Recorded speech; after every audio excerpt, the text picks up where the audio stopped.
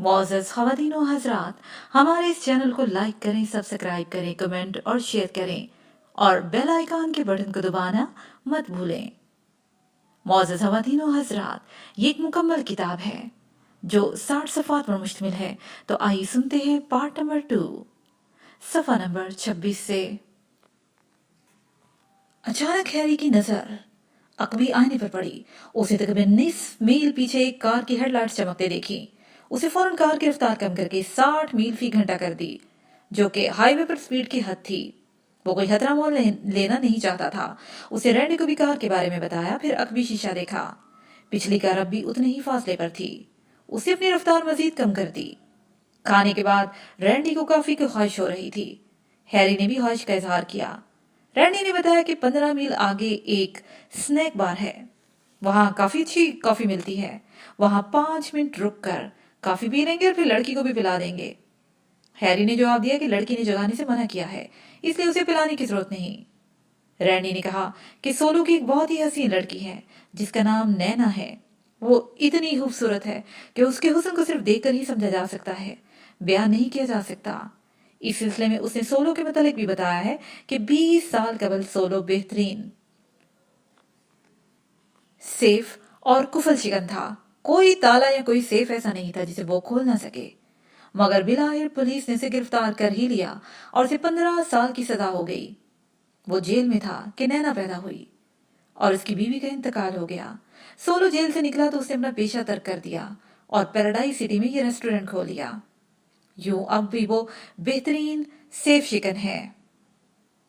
गाहे गाहे उसे ये काम दोबारा शुरू करने का लालच भी दिया जाता है, मगर सोलो मौजूदा जिंदगी और अपने बिजनेस से बहुत ही खुश और मुतमईन है।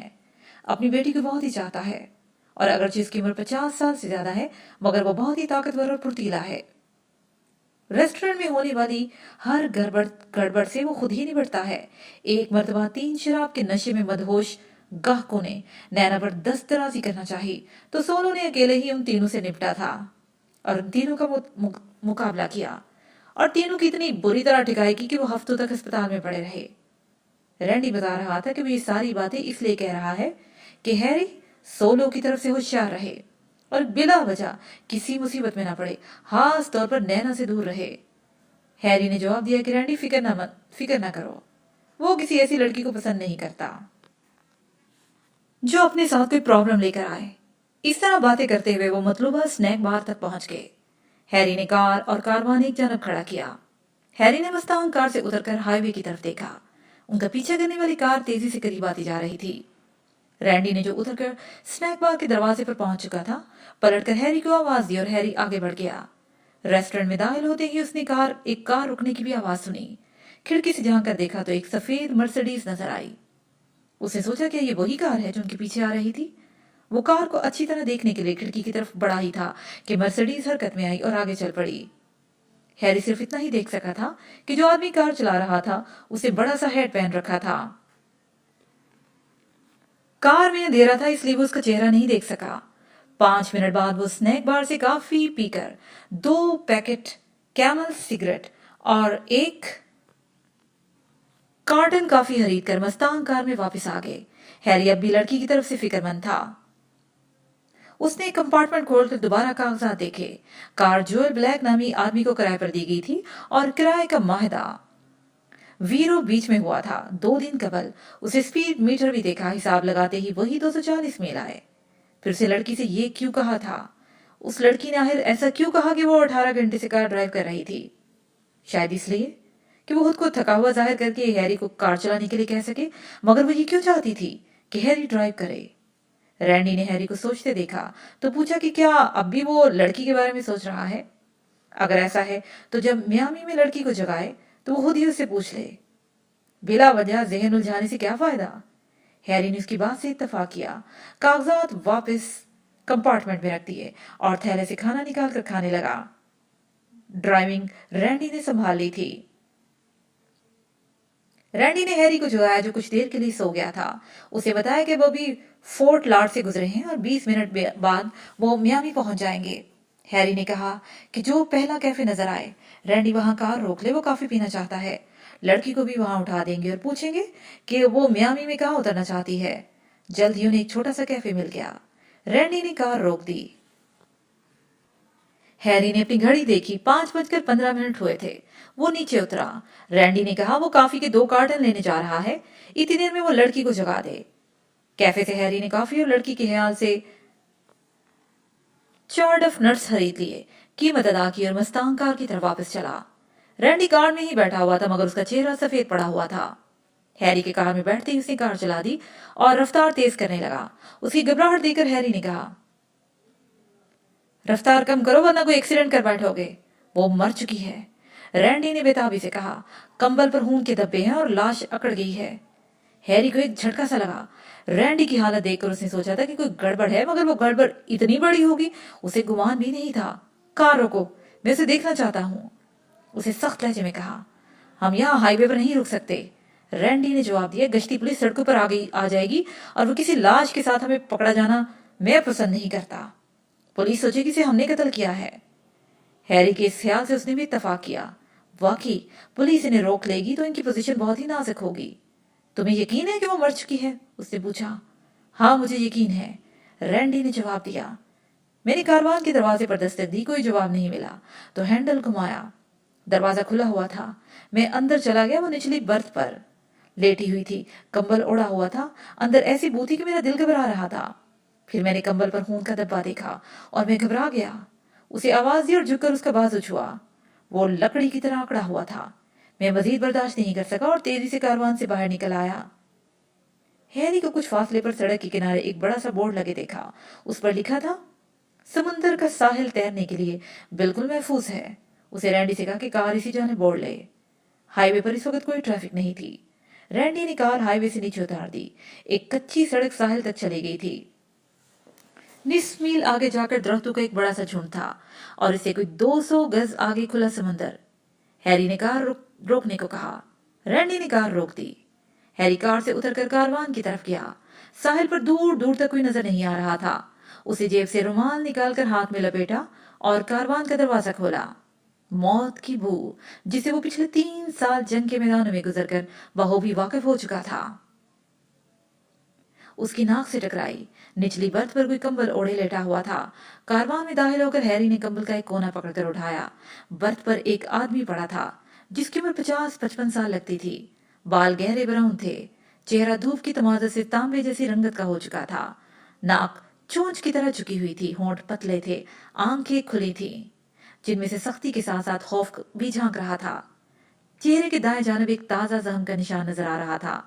पीले दांत होंठों से झांक रहे थे। हैरी ने कारवान के अंदर चारों तरफ देखा। ऊपर की बर्थ देखी, वहां और कोई नहीं था। रैंडी भी आ गया था और कारवान से बाहर खड़ा हैरी को देख रहा था। वो मर चुकी है ना? उसने कहा। लड़की जा चुकी है, हैरी ने जवाब दिया। वो कोई आदमी है। जिस वक्त से लड़की ने 18 घंटे कार चलाने के बारे में झूठ बोला था, तब से मैं फिक्रमंद था। अब वो सोच रहा था कि उसने उसी वक्त लड़की से बात कर ली होती तो अच्छा था। लड़की जा चुकी है? रैंडी ने हैरत से दोहराया। तुमने दरमियान में कहीं कार भी तो नहीं रोकी थी? बिल्कुल नहीं। लड़की कारवान में नहीं है और वो आदमी भी कम से कम 48 घंटे कबल मर चुका था। हैरी ने कहा। मुझे यकीन है कि जब लड़की ने हमें लिफ्ट दी तब भी आदमी की लाश अंदर मौजूद थी। मेरा ख्याल है कि हमने जब स्नैक बार पर कार रोकी तभी वो उतर गई थी। वो मर्सिडीज कार जो हमारे पीछे आ रही थी, वो चंद लम्हों के लिए रुकी थी और लड़की कार से उतरकर उस कार में बैठ गई। वो हमारे पीछे इसलिए वो गाड़ी आ रही थी कि हम कहीं ठहरे और लड़की उतरकर उसमें बैठ जाए। मुमकिन है यही आदमी जोएल ब्लैक हो जिसने हर्टिस कंपनी से कार किराए पर ली थी। आओ सब कुछ यहाँ छोड़कर भाग चलें, रैंडी ने जल्दी से कहा। तुम्हें इस मुसीबत का अंदाजा भी नहीं जिसमें हम फंस चुके हैं, हैरी ने कहा। जब पुलिस को कारवान और उसकी लाश मिलेगी तो वो तहकीकात शुरू कर देगी। किसी न किसी ने हमें मस्तांग कार के साथ जरूर देख लिया होगा। जैसे ही पुलिस को हमारा खुलिया मालूम होगा तो उसे हम तक पहुंचने में देर नहीं लगेगी। और जब हम उसे अपनी कहानी सुनाएंगे तो तुम पुलिस के रद्देअमल का अंदाजा लगा सकते हो। वो सोचेगी कि इस आदमी ने हमें लिफ्ट दी और हमने कार और रकम के लालच में इसे हलाक कर दिया। पुलिस हमेशा इसी अंदाज से सोचती है और वो लड़की भी चाहती थी कि पुलिस यही समझे। हमें इस जाल में जानबूझकर फांसा गया है। वो इस लाश को कहीं ठिकाने लगाने जा रही थी। हमने उससे लिफ्ट ली तो उसने लाश हमारे सर डालने का मौका मिल गया। तो फिर अब हम क्या करें? रैंडी ने पूछा। मैं इस आदमी के बारे में कुछ जानना चाहता हूँ, हैरी ने जवाब दिया। वो दोबारा कारवान में गया, लाश पर से कंबल पूरी तरह हटा दिया। उसे देखा कि उस आदमी के उल्टे पैर को आग से जलाया गया है। दिल कड़ा के वो लाश को घसीटकर कारवान से बाहर लाया। उसकी जेबों की तलाशी ली, मगर तमाम जेबें खाली थी। जैकेट पर लगा हुआ टेलर का लेबल भी निकाल लिया गया था। साफ जाहिर था कि आदमी का पैर जलाकर उसे कुछ मालूम करने की कोशिश की गई थी। जिस्म पर किसी चोट या जख्म का निशान नहीं था। ऐसा लगता था कि पैर के जलने के नाकाबिले बर्दाश्त अजियत से आदमी को दिल का दौरा पड़ा और वो मर गया। कुछ नहीं कहा जा सकता था कि पैर जलाकर वो जो कुछ मालूम करने की कोशिश की जा रही थी, वो अजियत सहने वाले को भी मालूम थी या नहीं। मगर ये सब कुछ सोचना बाद की बात थी। अभी तो इस लाश से छुटकारा हासिल करना था। हैरी ने रैंडी की मदद से साहिल की रेत में एक गहरा गड्ढा खोदकर लाश इसमें दबा दी। मगर जब लाश गड्ढे में डाली जा रही थी तो लाश के सर पर चढ़ी हुई मसनूई बालों की विग गिर गई। हैरी ने विग के अंदर प्लास्टिक टेप के जरिए चिपकाई हुई एक चाबी देखी। चाबी पर पैराडाइज सिटी एयरपोर्ट का निंदा था। साथ ही लॉकर नंबर 388 भी खुदा हुआ था। हैरी ने वैंडी की नजर बचाकर चाबी अपनी जेब में रख ली। गड़े को रेत में फिर भर दिया। अंदाजा हो रहा था कि उस आदमी से जो बात मालूम करने की कोशिश की जा रही थी, उसका ताल्लुक इस चाबी से था। डोमिनिको रेस्टोरेंट महल्ले वकू के एतबार से बड़ी ही म्यारी जगह पर वाक़या था। एक जानब खुला समुंदर और दोनों इतराफ में पाम और साइप्रस के ऊंचे ऊंचे दरख्त, जिन्होंने गोया रेस्टोरेंट को अपनी हिफाजत में ले रखा था। हैरी और रैंडी रेस्टोरेंट पहुंचे तो एक कवे हिकल कसरती जिस्म का आदमी रेस्टोरेंट के दरवाजे से निकलकर बरामदे में आया। उसे हैरी और रैंडी को गौर से देखा। रैंडी को पहचान कर उसके होंठों पर इस्तकबालिया मुस्कुराहट उभरी। उसे रैंडी से हाथ मिलाया और उसकी पुष्ट पर थपकी दी। रैंडी गिरते गिरते बचा।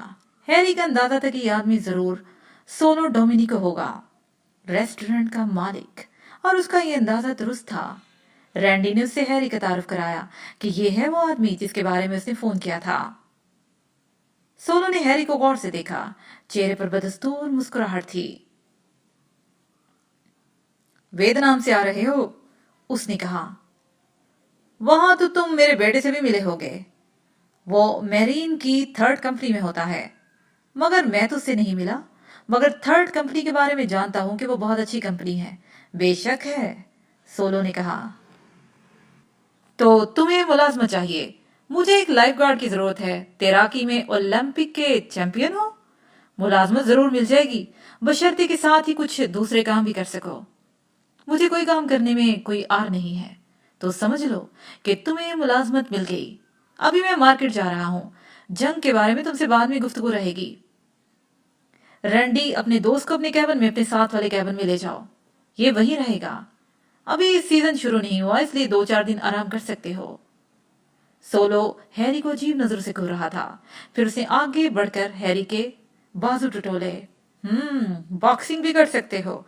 उसने पूछा। यूं ही, थोड़ी सी, हैरी ने जवाब दिया। लड़ने वाले आदमी हो? हाँ, अगर जरूरत पड़ जाए तो। मुझे भी लड़ने का शौक है, सोलो ने कहा। अचानक हैरी ने एक पंच आते देखा। गैर इरादी तौर पर वो डरा और फिर एक जानब हटा। वो घोंसा उसके सीने के लिए था। पसली के ऊपर से फिसलता चला गया और फिर वो इसी तरह गैर इरादी तौर पर उसका हाथ चला और सोलो के पहलू पर लगा। उसे यूं लगा जैसे उसका घोंसा किसी दीवार से टकराया हो।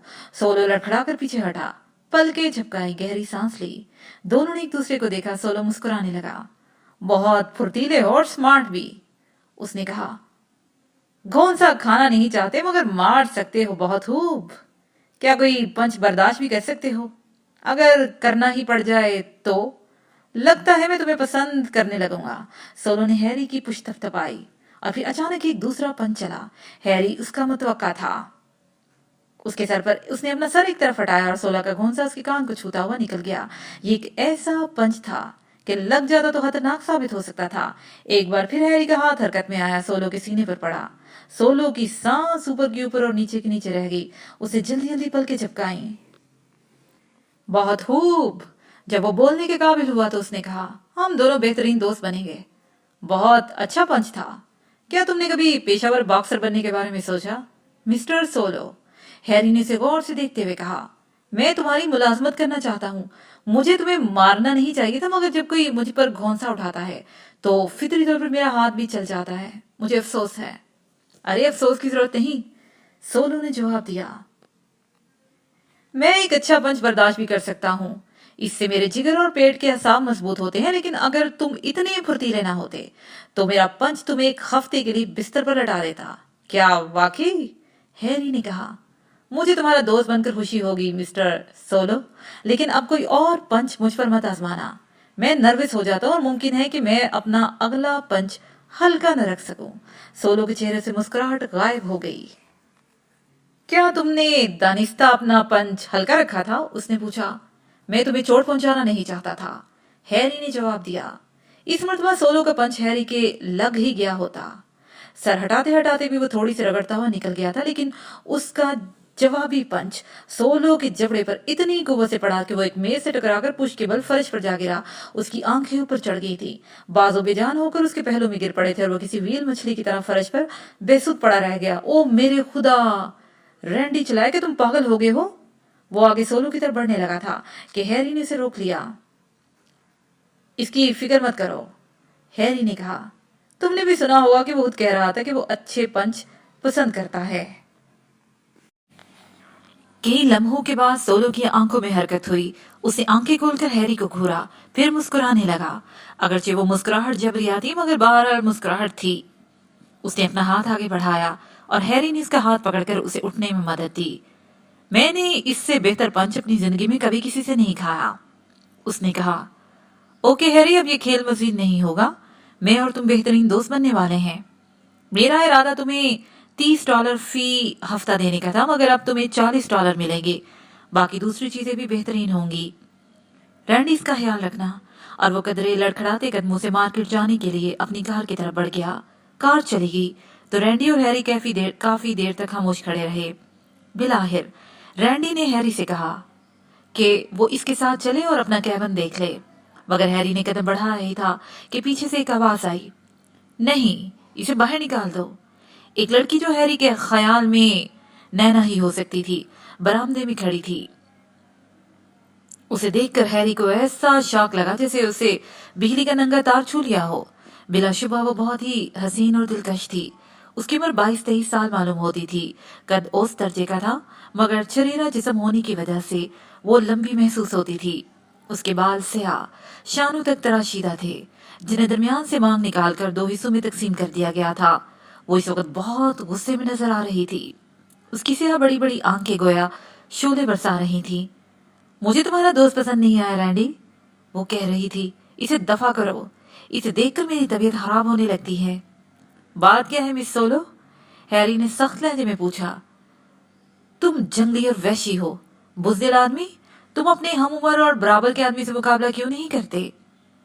تمہارا مطلب ہے کہ تمہارا باپ اپنی حفاظت نہیں کر سکتا؟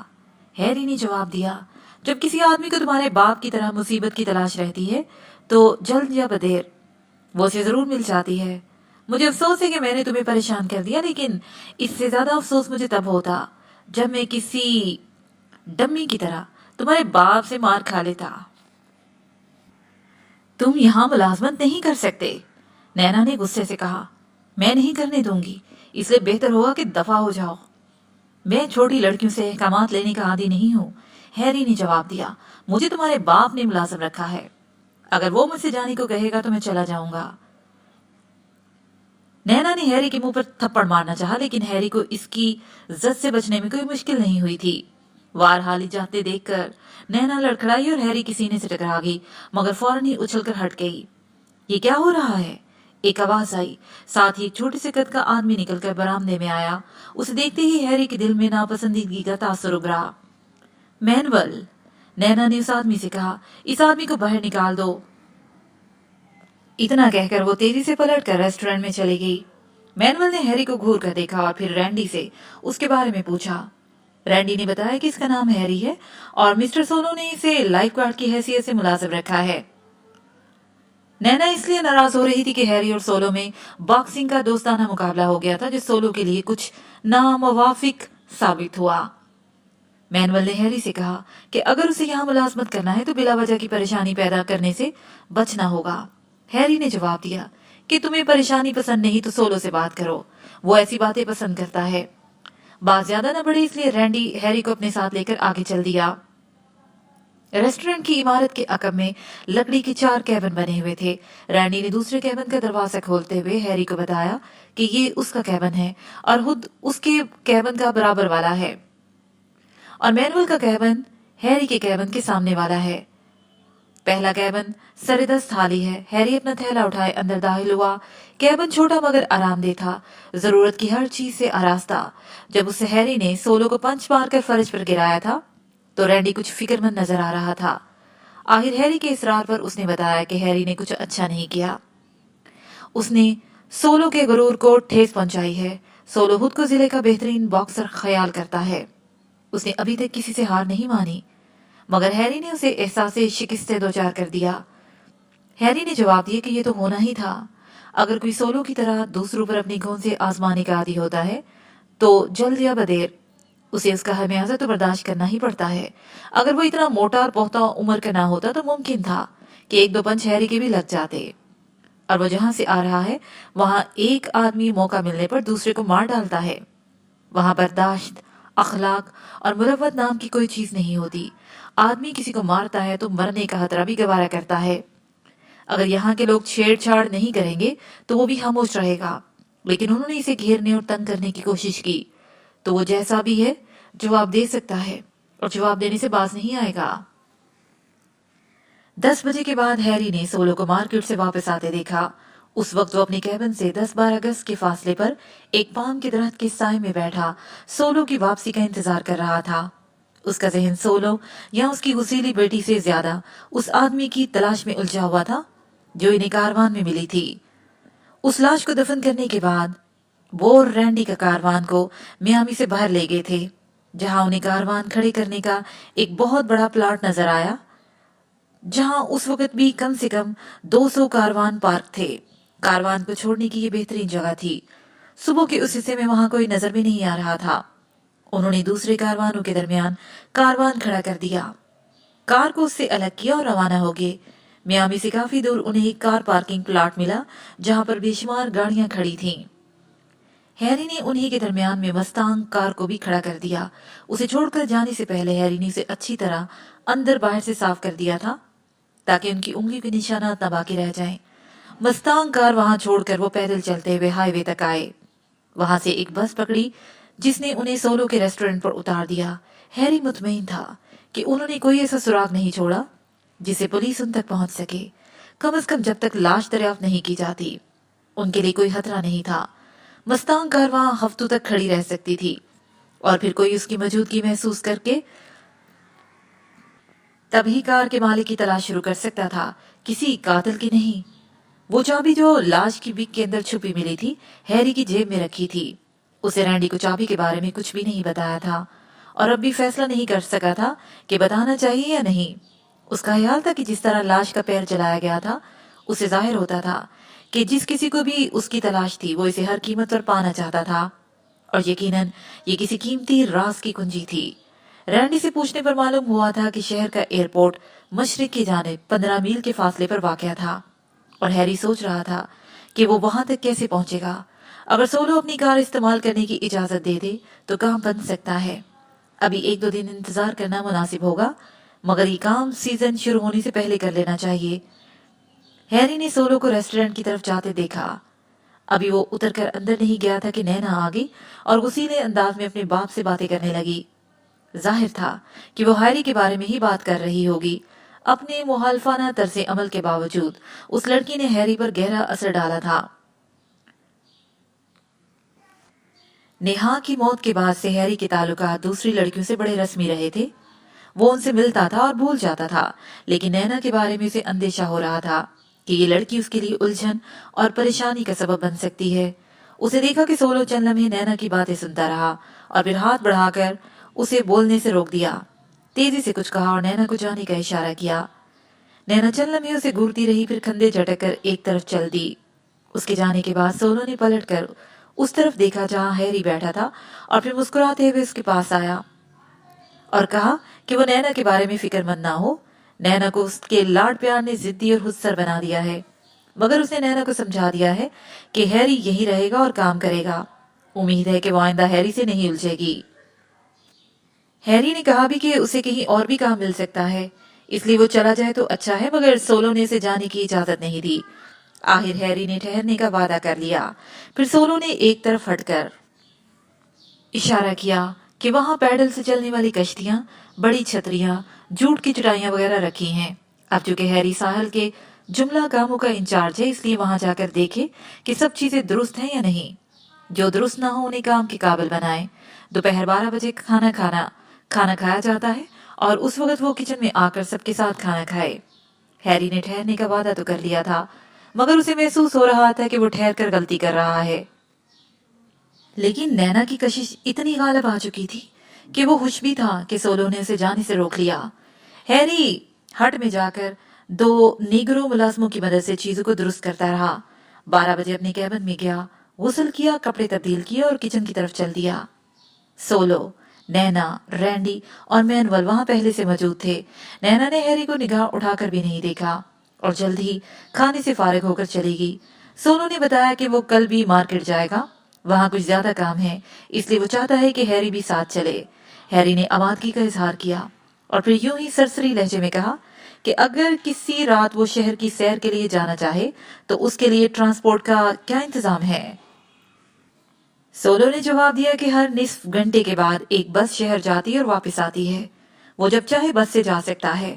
آخری بس شہر سے رات کے 2 بجے آتی ہے۔ ہیری نے محسوس کر لیا کہ سولو اپنی کار کا استعمال کرنے کی اجازت نہیں دینا چاہتا۔ سپہر سے شام تک کا وقت ہیری نے ساحل پر کام کرتے ہوئے گزارنے کے لیے بہت کام کیا۔ دونوں نیگرو ملازموں چارلی اور مائک سے اس کا تعلق دوستانہ ہو گیا۔ 7 بجے وہ تیرنے چلا گیا اور تیرتے ہوئے اس نے سوچا کہ ساحل پر ایک ڈائیو بورڈ، چھلانگ لگانے کا تختہ ہو تو تیرنے والوں کے لیے ایک دلچسپ مشغلہ ہو سکتا ہے۔ اس نے سوچا کہ وہ اس بارے میں سولو سے ضرور بات کرے گا۔ اس سے فارغ ہو کر وہ کچن میں گیا۔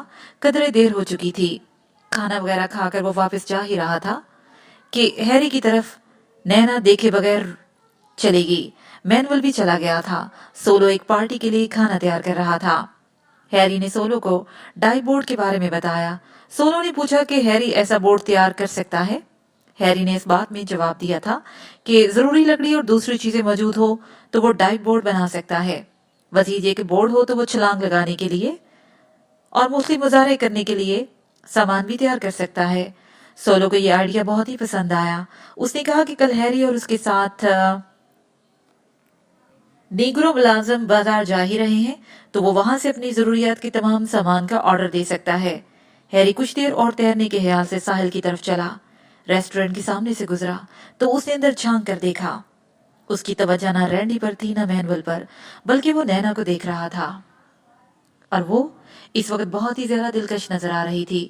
وہ اسے دیر تک گھورتا رہا اور پھر ایک گہری سانس لے کر ساحل کی طرف چل دیا۔ دوسرے دن مارکیٹ میں سولو کو اپنی خریداری مکمل کرتے ہوئے 10 بج گئے۔ اس سے فارغ ہو کر وہ ایک کیفے بار میں گئے۔ وہاں جیسے ہر شخص سولو کو جانتا تھا۔ سولو نے کئی افراد سے ہیری کو متعارف کرایا۔ سولو کے ریسٹورنٹ سے مارکیٹ تک 15 میل کا راستہ تھا اور سولو تمام راستے ہیری سے اپنے بیٹے سام اور ویتنام کی جنگ کے بارے میں باتیں کرتا رہا۔ وہ کیفے بار میں ساسیجز کھاتے ہوئے کافی پی رہے تھے کہ ایک طویل القامت شریرے جسم اور نیلی آنکھوں والا آدمی ان کے پاس آیا۔ سولو نے مسکرا کر اس کا استقبال کیا۔ تم یہاں کیا کر رہے ہو گارنر؟ وہ بولا۔ جرائم پیشہ لوگ مارکیٹ میں تو نہیں ہوتے۔ کسے بہلانے کی کوشش کر رہے ہو سولو؟ گارنر نے جواب دیا۔ تم بھی جانتے ہو اور میں بھی کہ یہاں جو لوگ ہوتے ہیں وہ ایک ڈمی کے لیے اپنی ماں کا گلا گھونڈنے سے بھی دریغ نہیں کرتے۔ یہ کہتے ہوئے اس نے ہیری کو غور سے دیکھا۔ ہیری نے فوراً اندازہ کر لیا کہ یہ آدمی ایک پولیس آفیسر ہے۔ سولو نے ان دونوں کو متعارف کرایا۔ کیا تم تیرنا جانتے ہو؟ گارنر نے پوچھا۔ سولو نے پچھلے سال جو لائف گارڈ رکھا تھا وہ تو کشتی بھی نہیں چلا سکتا تھا، مگر تم میرے ساتھ رہو گے تو محفوظ رہو گے، ہیری نے جواب دیا۔ جب بھی تمہیں بچانے کی ضرورت پیش آئی میں تمہیں بچا لوں گا۔ سولو نے کہکا لگاتے ہوئے گارنر کو اپنے ریسٹورنٹ آنے کی دعوت دی۔ گارنر نے دعوت قبول کر لی کہ جب بھی موقع ملا وہ ضرور آئے گا، اور پھر اچانک سوال کیا، تم نے بالڈی ریکارڈ کو آخری بار کب دیکھا تھا؟ سولو सोलो की छोटी छोटी आंखें फैल गईं। रिकर्ड, उसने दोहराया, उससे तो बरसों से मुलाकात नहीं हुई, तुम्हें इससे क्या दिलचस्पी है? मगर मैंने सुना है कि बाल्डी मंगल को यहाँ आया था और वो तुमसे मिला भी था। गार्नर ने कहा, तुमने गलत सुना है, मुझे उससे आखिरी बार मिले 2 बरस हो चुके हैं। सोलो ने नफी में सर हिला दिया। मुमकिन है वो तुमसे ना मिला हो, मगर वो यहाँ आया था और 3 दिन तक रहा। गार्नर ने कहा, हैरत है कि वो तुमसे मिलने नहीं आया। बता सकते हो कि वो तुमसे मिलने क्यों नहीं आया? और इसके साथ ही सफ़ा नंबर 32 पर पार्ट नंबर 2 इख्तिताम पजीर हुआ। नावल का बकिया हिस्सा पार्ट नंबर 3 पर समाप्त फरमाए।